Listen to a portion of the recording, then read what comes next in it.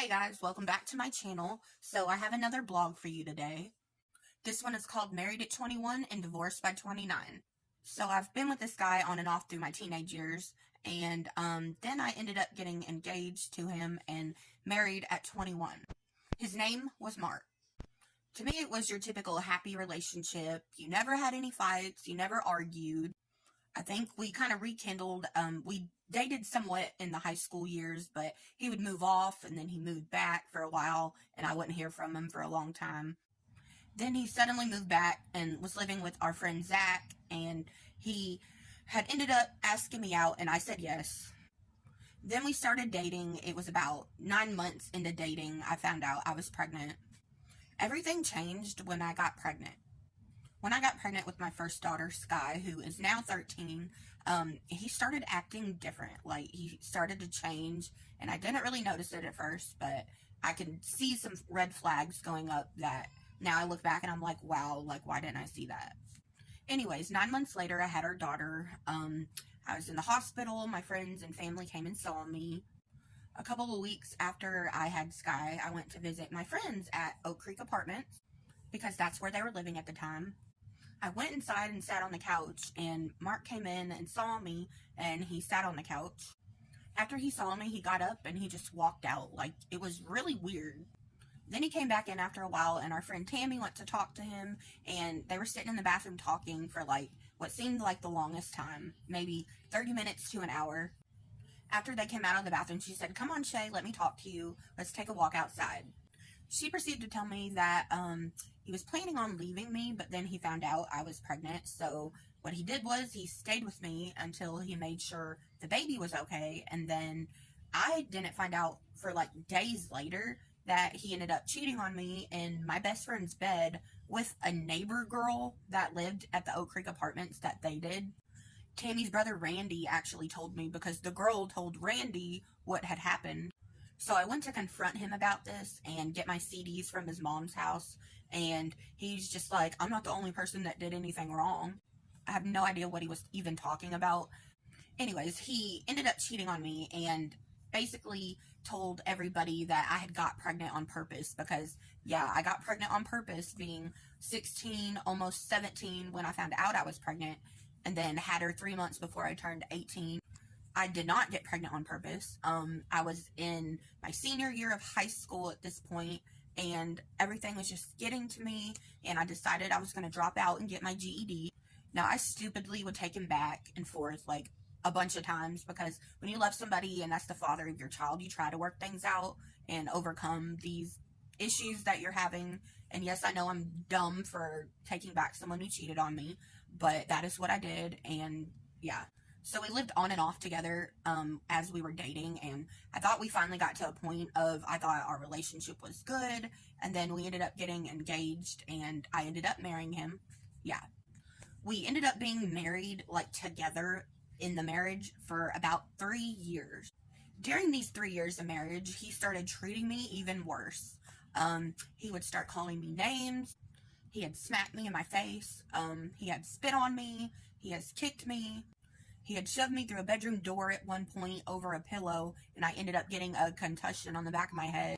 And he started treating our daughter pretty bad too. He had slapped her across the face so hard because he had put pepper on her mashed potatoes, and he told her if she didn't eat it that, you know, she was going to get in trouble. And she didn't eat it because she didn't like spicy things at this point, but he had slapped her face so hard that it broke blood vessels on her face. I was basically done at this point in our marriage. And then the very last day that anything had happened, I was going to take my car to go get it looked at because it was starting to overheat and have problems, and I had been the only one working at the time, so I had the only vehicle. And Mark had recently got a job at Burger King because we were on TANF, the Temporary Assistance for Needy Families. Now, Mark had recently got a job because I was on leave for medical leave. I had right carpal and cubital tunnel surgery, so I was recovering, but TANF made him get a job or we wouldn't get our benefits. So it was a Sunday, and I woke up, and Mark was already awake. It was pretty early, and I told him I was going to go get my car looked at because he didn't have to be at work till like around noon, and it's like 8 in the morning. So me and my mom was fixing to go, and he was in the shower, and I told him I was going to take the car to get it looked at. He started telling me no, I wasn't taking my own car, and started throwing wet rags at me outside of the shower. Now keep in mind, this car is in my name and my name only. I bought this car with the funds that I got from my college FAFSA. So how he thought he had any kind of claim to it or anything like that, I have no idea. I guess he just assumed because we were married that it's both of ours, which I know you're going to say, yeah, that's true, but he has never put any type of money or payment or anything to help me get this car or vehicle or anything in our household for that fact. So after he got out of the shower, he came and he pushed me back on the bed by my neck and he said, "Where's the effing car keys?" I told him he's not getting my car keys because he was just going to drive off like a maniac because I made him mad. So he started dumping everything in the house out. We had an inspection at these apartments the next day, so he went in the living room and we had a shelf by the front door. He started tearing everything off of it. Then he heard the keys on me jingling, so he started to basically fight me down in front of the door to remove the keys from me. During this tussle in front of the door, he had ended up taking my phone. He put it in his back pocket, and then he ended up calling his stepdad on it, saying, "Hey, come get me, come pick me up. I don't want to be here." Then he ripped the keys from my hands and left this keyhole in my thumb, right here where my finger's pointing. You can kind of see a little bit of it, but that's a keyhole. He was trying to leave with my phone and the TV and the Xbox because that's all he cared about. And then I guess I wouldn't get away from the door fast enough, so he said time to sleep and ended up putting me in a headlock. This is where he proceeded to strangle me. He picked me up in his right arm, in like the crease of his arm, right here. So as my neck is in his arm, he's cutting off my circulation to where I can't breathe and basically dragging me in the bedroom where he threw me on the bed. My throat was sore, I couldn't breathe, and all he cared about was grabbing the TV, the Xbox, and running out the front door because he had ended up ripping off the door handle. At this point, he basically abandoned me and Sky, took my only source of vehicle, left me with all the bills in my name, no money to pay any of the bills, left me in an apartment where I had nobody to help me. Like, my mom just had a heart attack scare, and my dad had spinal stenosis surgery, so I was kind of stuck doing everything by myself. And my best friends had moved previously. They moved to Michigan, so I didn't really have any friends around to help me. I did, however, go to the hospital, get reports of everything that happened, and police reports. We ended up going to court over it. In court, I did get a protection order for 2 years for domestic violence that he caused. And that's when I ended up moving out of state. I met somebody else, and we started getting along really well, so I moved to their state because I found out in Arkansas, if one client goes through legal aid, the other spouse cannot use legal aid as well. They will not take two of you on as clients. So I had to live in the other state at least 6 months before I could file for divorce.